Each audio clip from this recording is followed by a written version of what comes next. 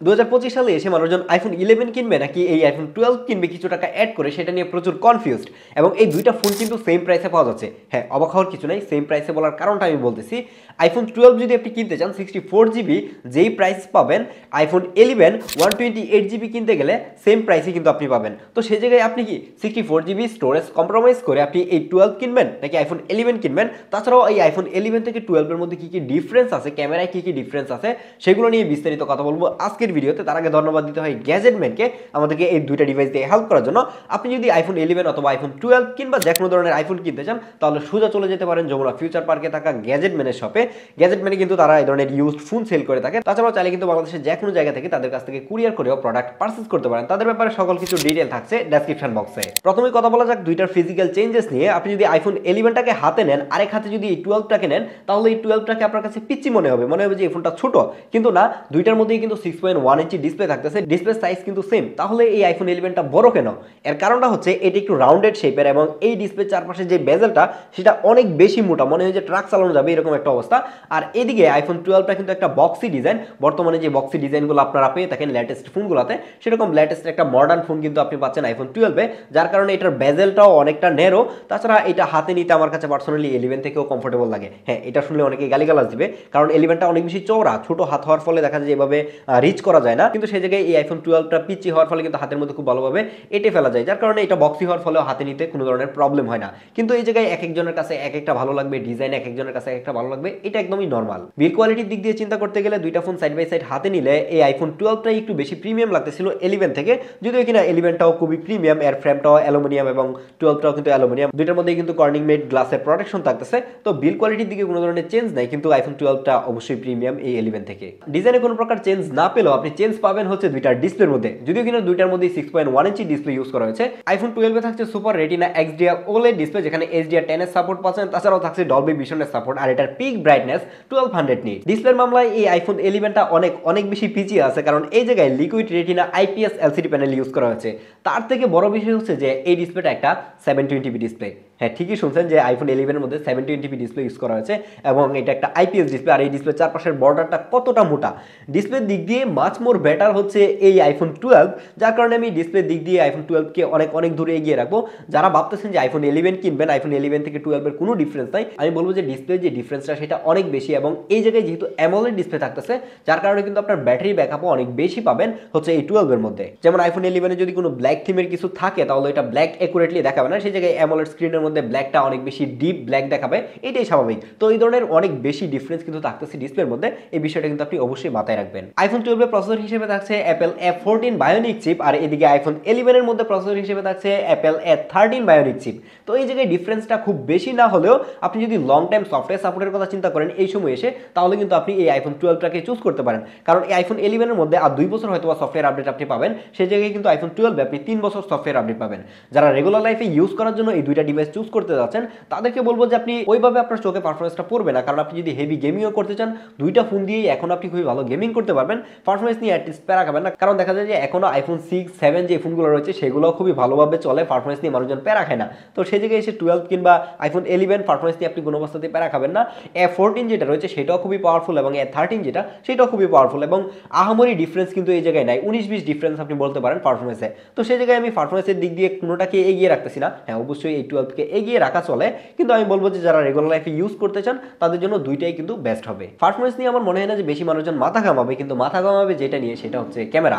দুইটা ফোনের ব্যাক সাইডেই কিন্তু থাকতেছে দুইটা করে 12 মেগাপিক্সেলের ক্যামেরা। হ্যাঁ, 4টা ক্যামেরা দুইটা ফোনে মনে হচ্ছে। ও হ্যাঁ, 4টা ক্যামেরা, দুইটার মধ্যে কিন্তু 12 মেগাপিক্সেলের ক্যামেরা থাকতেছে, মেইন লেন্স এবং আলট্রা ওয়াইড লেন্স। তো চলুন আমরা কথা না বাড়িয়ে আগে আমরা স্যাম্পলগুলো দেখি, তাহলে আই থিঙ্ক বুঝতে পারবো যে কোনটার ছবি বেস্ট হয়। দুইটা মেইন লেন্সের ছবি যদি সাইড বাই সাইড দেখেন, তাহলে দেখবেন যে 12টার ডাইনামিক রেঞ্জ অনেক বেশি বেটার মনে হচ্ছে, এবং শার্পনেস এবং ডিটেইলের কথা চিন্তা করতে গেলেও এই 12টা কিন্তু আইফোন 11 থেকে অনেকটা বেটার পারফর্ম করতেছে। আপনি যদি ডিরেক্ট সানলাইটে ছবি তুলেন, তাহলে ব্যাপারটা খুব বেশি না বুঝলেও যদি লো লাইটে গিয়ে ছবি তুলেন, তখন আপনি ব্যাপারটা ক্লিয়ার হতে পারবেন যে এই আইফোন 11 এর মধ্যে অনেক বেশি নয়েজ এবং গ্রেনি ছবি দিচ্ছে, সেই জায়গায় এই 12টা কিন্তু অনেক বেশি ক্লিয়ার ছবি দিচ্ছে। আর এই জায়গায় কিন্তু নাইট মোডের অপশন পাচ্ছেন, যেটা কিন্তু আইফোন 11 মাঝে মাঝে চলে, মাঝে মাঝে চলে না, এই ধরনের কোনো ঝামেলা করে, যার কারণে আমি দেখলাম যে পিকচার কোয়ালিটির দিক দিয়ে এই 12 আইফোন 11 থেকে অনেকটাই বেটার পারফর্ম করতেছে। তাছাড়া এর আলট্রা ওয়াইডের ক্যামেরাগুলো সিমিলার ছিল, আলট্রা ওয়াইডের রেজাল্টটাও আমি দেখলাম যে এই 12টাই বেটার করতেছে। ডাইনামিক রেঞ্জ, শার্পনেস কিংবা ডিটেইলের কথা চিন্তা করতে গেলে 11টাকে অনেক দূরে ফেলে দিচ্ছে। তো সেই জায়গায় আমি বলবো যে ক্যামেরার জন্য কিংবা ছবির জন্য আইফোন 11 থেকে 12টা বেস্ট। কিন্তু অনেকেই আছেন যারা হচ্ছে যে পোর্ট্রেট ছবি তোলেন, প্রচুর পরিমাণে পোর্ট্রেট ছবি তুলতে চান। পোর্ট্রেটের কি অবস্থা? আমরা দুইটা দিয়ে সাইড বাই সাইড পোর্ট্রেট তুলে দেখেছি যে পোর্ট্রেটের এইচডি টেক কিংবা ডিটেল শার্পনেসের দিক দিয়ে এই আইফোন 12টাই এগিয়ে আছে। এবং আইফোন 11 লাভার যারা রয়েছেন তারা হয়তো আমাকে গালিগালাজ দিবেন, গালিগালাজ দেওয়ার কিছু নাই, এটাই সত্যি যে 12টা এগিয়ে থাকবে। যারা প্রচুর পরিমাণের পোর্ট্রেট ফটোগ্রাফি করবেন তাদের জন্য আমি বলবো যে আইফোন 12টাই আপনি দেখেন। পোর্ট্রেটের ক্ষেত্রে এইচডি টেক এবং শার্পনেসটা কিন্তু খুবই ইম্পর্টেন্ট, যার কারণে এই 12টাকে আমি সাজেস্ট করবো। আর এই দুইটা ফোনের সেলফি ক্যামেরাতেও কিন্তু 12 মেগাপিক্সেলের ক্যামেরা থাকতেছে এবং এই জায়গায়ও কিন্তু আইফোন 12টাই এগিয়ে আছে। কারণ হচ্ছে আইফোন 11 মধ্যে ডাইনামিক রেঞ্জ খুব একটা ভালো রাখতে পারে না। আপনি যদি ডিরেক্ট সানলাইটের অপোজিটে থেকে ছবি তোলেন তখন দেখবেন যে আপনাকে একদমই মানে অন্ধকার করে দিচ্ছে। সেই জায়গায় আইফোন 12টা কিন্তু আপনাকে খুবই ক্লিয়ারলি একটা এইচডিআর ছবি দিতে পারতেছে, যেটা অনেক বেশি ভালো। তাছাড়াও ভিভিড মোড লাগাই দিলে তো একদম আপনি সুন্দর হয়ে যাবেন, এটা একটা ভালো ব্যাপার। তো সেই দিকে আমার মনে হচ্ছে সেলফি ক্যামেরার দিক দিয়েও হচ্ছে আইফোন 12টাই এগিয়ে আছে। তো এখন আপনারা হয়তো আমাকে বলতেই পারেন তাহলে এটা রিভিউ করার কি দরকার ছিল, কম্পারিজন করার কি দরকার ছিল? সবাই তো জানে যে 11 থেকে 12 বেস্ট, কিন্তু এই জায়গায় আমি বেস্ট এইটা বলার ট্রাই করতেছি না যে আপনি 12টাই নেন। এই জায়গায় নেওয়ার আরেকটা রিজন হচ্ছে যে এটা যদি আপনি 64GB নেন, আপনি 64GB স্টোরেজ কম্প্রোমাইজ করে আপনি আইফোন 11 না কিনে এটা কিনেন, তাহলে কিন্তু আপনার অনেক দিক দিয়ে বেটার হচ্ছে। আপনি ভালো একটা ব্যাটারি পাওয়ার চান্স থাকে, ফোনের ডিজাইন ভালো, ডিসপ্লে ভালো, পারফরমেন্স ভালো পাবেন, ক্যামেরা ভালো পাবেন। তো সব দিক দিয়ে চিন্তা করতে গেলে আইফোন 12টাই কিন্তু এখনও বেস্ট। আর দুইটা ফোন দিয়ে কিন্তু প্রত্যেকটা লেন্সে আপনি 4K তে ভিডিও রেকর্ড করতে পারবেন। এবং ভিডিও স্যাম্পলগুলো দেখেন, ভিডিও নিয়ে আমি নতুন করে কিছু বলতে চাই না। আর এখন যে ভিডিওটা রেকর্ড হচ্ছে এটা হচ্ছে দুইটারই মেন লেন্স দিয়ে রেকর্ড হচ্ছে। মেন লেন্স দিয়ে কিন্তু 4K 60 fps ভিডিও রেকর্ড করা যায়। আপনি যদি এই ধরনের ফেস ক্যাম ভিডিও করতে চান তাহলে এরকম একটা আউটপুট পাবেন। এখন আপনারা সাইড বাই সাইড দেখে বুঝতে পারছেন যে কোনটা আপনাদের কাছে ভালো লাগে। যার কাছে যেটা ভালো লাগে সে চাইলে সেটাই কিনতে পারেন। আর হচ্ছে অডিওটাও কিন্তু এই দুইটা ফোন দিয়ে রেকর্ড হচ্ছে। আমি অডিওর লোগো দিয়ে দেবো, তাহলে বুঝতে পারবেন যে কোনটার অডিও আপনার কাছে বেটার লাগে। দুইটাই সেম ডিস্টেন্সে রয়েছে, সো সেম ডিস্টেন্সে থাকলে কিন্তু আপনি এরকম একটা অডিও পাবেন। আর এই ভিডিওটা হচ্ছে এর আলট্রাওয়াইড দিয়ে রেকর্ড হচ্ছে 4K 30 fps এ। 30 fps রেকর্ড করার কারণ হচ্ছে আমরা লেন্স সুইচ করে দেখবো যে কোনটা স্মুথলি লেন্স সুইচ হয়। এই হচ্ছে আলট্রাওয়াইড থেকে আমরা 1x এ যাচ্ছি, মানে মেইন লেন্সে যাচ্ছি। তো আপনার কাছে কোনটা স্মুথ লাগে জাস্ট আপনি নিজে থেকে কমেন্ট করে জানাবেন। আমার কাছে 12টা একটু স্মুথ মনে হচ্ছে, দুইটাই সিমিলার, একদম 19-20 মানে বোঝা যায় না খুব একটা। তো আপনি যদি এটা দিয়ে চান 3x জুম করতে পারবেন ডিজিটালি। এবং এটা হচ্ছে আলট্রাওয়াইডের ভিডিও। এই দুইটা ভিডিও হচ্ছে এর সেলফি ক্যামেরার ভিডিও। আমার রাইট সাইডে যেটা সেটা হচ্ছে আইফোন 12 এবং লেফট সাইডে যেটা এটা হচ্ছে আইফোন 11। তো দুইটাতে যদি আপনি সেলফি ক্যামেরা দিয়ে ভিডিও করেন, মানে ফ্রন্ট ক্যামেরা দিয়ে ভিডিও করেন, তাহলে আপনি 4K 60 fps ভিডিও রেকর্ড করতে পারবেন। এবং ভিডিও কোয়ালিটি আমার কাছে দুইটাই অনেক ভালো মনে হচ্ছে। যদিও কিনা আইফোন 11 দেখতে একটু বেশি ব্রাইট মনে হচ্ছে, কিন্তু ডিটেল এবং শার্পনেসের কথা চিন্তা করতে গেলে বা আপনি যদি ডাইনামিক রেঞ্জ দেখেন তাহলে দেখবেন যে আইফোন 11 থেকে কিন্তু 12টা বেটার। কিন্তু দেখতে আইফোন 11টা একটু বেশি ব্রাইটার মনে হচ্ছে, কিন্তু ওভারঅল চিন্তা করতে গেলে 12টাকে আমি এগিয়ে রাখবো। ইভেন যদি আপনি স্টেবিলাইজেশন দেখেন তাহলেও বুঝতে পারবেন যে কোনটা স্টেবল। আইফোন 12টা কিন্তু 11 থেকে অনেক বেশি স্টেবল। এই ধরনের ইউজড আইফোন কেনার ক্ষেত্রে ব্যাটারি ব্যাকআপ কিন্তু খুবই ইম্পর্টেন্ট একটা জিনিস। আইফোন 11টা এখনও ইনএক্টিভ মার্কেটে পাওয়া যাচ্ছে। এটা দেখার পর আমি পুরোপুরি হতাশ বলতে পারেন যে এত পুরাতন একটা ফোন এখনও ইনএক্টিভ কীভাবে পাওয়া যায়। আইফোন 12 পাওয়া যাচ্ছে কিনা আমি শিওর না, কিন্তু 11 আমি নিজের চোখে দেখে আসছি।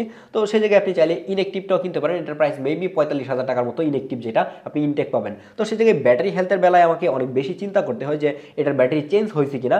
এবং ইউজড ফোনের ক্ষেত্রে আমি বলবো যে ব্যাটারি চেঞ্জ হওয়ার চান্স অনেক বেশি, যেহেতু আইফোন চেক করে দেখা যায় যে এটা কবে অ্যাক্টিভ হয়েছে। যদি দেখেন যে আপনার ফোনটা মাত্র 6 মাস আগে অ্যাক্টিভ হয়েছে, আপনার এটার মধ্যে ব্যাটারি হেলথ 90%-এর উপরে, তাহলে আপনি এই ফোনটা কিনতে পারেন, কারণ এটার মধ্যে অথেন্টিক ব্যাটারি রয়েছে। কিন্তু যদি আপনি চেক করে দেখেন যে আপনার ফোনটা 4 বছর আগে অ্যাক্টিভ হয়েছে কিন্তু এখনো 90% ব্যাটারি হেলথ দেখাচ্ছে, তার মানে এটার ব্যাটারি 2-4 বার চেঞ্জ হয়ে গেছে। তো এই ব্যাপারগুলো কিন্তু ক্লিয়ারলি আপনি আইফোন 11 কিংবা 12 এর ব্যাপারেও জেনে নেবেন, তারপরে কিন্তু আপনি একটা ডিভাইস কেনার জন্য রেডি হন, তাহলে আপনি একটা ভালো ডিভাইস কিনতে পারবেন। আইফোন 12 যদি কিনেন তাহলে এখনো কিন্তু আপনি 80% ব্যাটারি হেলথ পাওয়ার চান্স অনেক কম। 75% ব্যাটারি হেলথ আপনি পাবেন যদি অথেন্টিক ব্যাটারি কিনতে চান। তো অনেকেই আছেন যারা একটা 5 বছর 6 বছর পুরাতন ফোন কিনতে চান, কিন্তু তারা গিয়ে ব্যাটারি হেলথ খুঁজে 90% কিংবা 92%, তারাই কিন্তু মূলত ঠকে আসে। তো আপনি এই ধরনের ইউজড ফোন কেনার ক্ষেত্রে ব্যাটারি ব্যাকআপের ব্যাপারটা খুবই ক্লিয়ারলি মাথায় রাখবেন। আর এই ভিডিও শেষের দিকে এসে আমি আপনাদেরকে বলবো না যে কোন ডিভাইসটা আপনার কিনা দরকার। আপনারা হয়তো অলরেডি বুঝে গেছেন যে কোন ডিভাইসটা আপনার কিনা দরকার, এবং পরবর্তীতে আপনারা কোনটা নিয়ে কম্পারিজন দেখতে চান চাইলে কমেন্ট করতে পারেন। আল্লাহ হাফেজ।